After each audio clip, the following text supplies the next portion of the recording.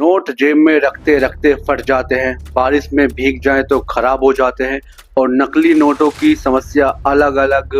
अब खबर है कि आरबीआई एक बार फिर से प्लास्टिक यानी कि पॉलीमर नोट लाने की तैयारी में है।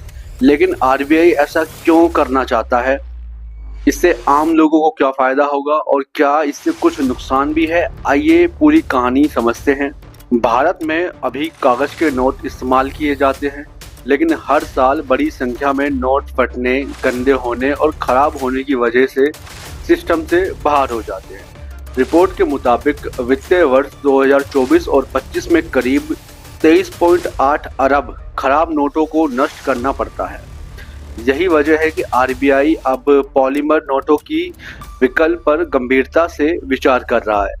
पॉलीमर नोट एक विशेष प्रकार की प्लास्टिक मटेरियल से बनाए जाते हैं, जो कि सामान्य कागजी नोटों की तुलना में कहीं अधिक टिकाऊ होते हैं। आरबीआई की चिंता सिर्फ खराब नोट नहीं, नोट छापने का खर्च भी लगातार बढ़ रहा है। वित्तीय वर्ष 2024 और 25 में मुद्रा छपाई पर लगभग 6,372 करोड़ रुपए खर्च हुए। ऐसे में अगर नोट ज्यादा समय तक चले तो सरकार और आरबीआई दोनों का खर्च कम हो सकता है। इसके अलावा भारत में डिजिटल पेमेंट बढ़ने के बावजूद नकदी की मांग लगातार बनी हुई है, इसलिए हर साल बड़ी संख्या में नए नोट छापने पड़ते हैं। पॉलीमर नोटों में कई फायदे बताए जाते हैं। जी हाँ, पॉलीमर नोटों में कई फायदे बताए जाते हैं। पहला फायदा यह है कि यह कागजी नोटों की तुलना में कई गुना ज्यादा टिकाऊ होते हैं। दूसरा ये कि पानी लगने पर आसानी से खराब नहीं होते। और तीसरा, गंदगी कम पकड़ते हैं और लंबे समय तक साफ दिखाई देते हैं। और चौथा, इसमें आधुनिक सिक्योरिटी फीचर्स लगाए जा सकते हैं, जिससे नकली नोट बनाना और मुश्किल हो सकता है। जैसे कि एक बार नोटबंदी के समय में बताया गया था कि ऐसी आधुनिक चिप लगाई जाएगी। अब देखना ये कि कितना सत्य है। हालांकि इस योजना के सामने कुछ चुनौतियां भी हैं।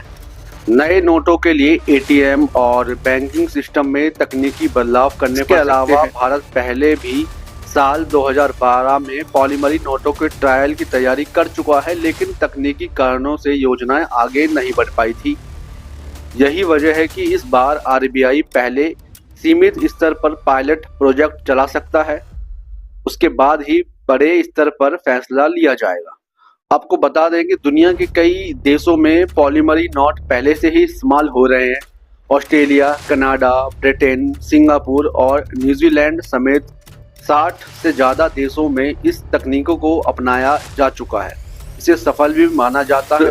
तो कुल मिलाकर आरबीआई का मानना है कि प्लास्टिक यानी पॉलीमर नोट लंबे समय तक चल सकते हैं, नकली नोटों पर लगाम लगा सकते हैं और छपाई का खर्चा भी कम कर सकते हैं।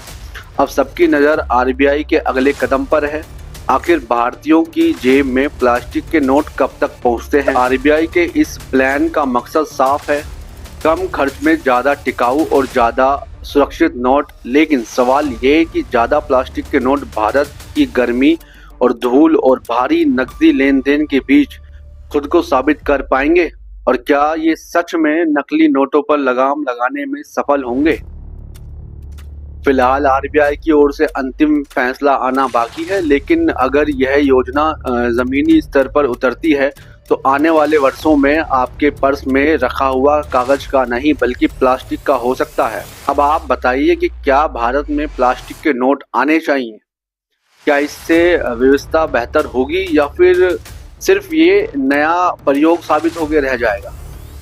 फिलहाल कहानी यहीं तक। नोट वही रहेगा, गांधी जी वही रहेंगे, रुपये की कीमत भी वही रहेगी, बस बदल सकता है उसका क्लेवर।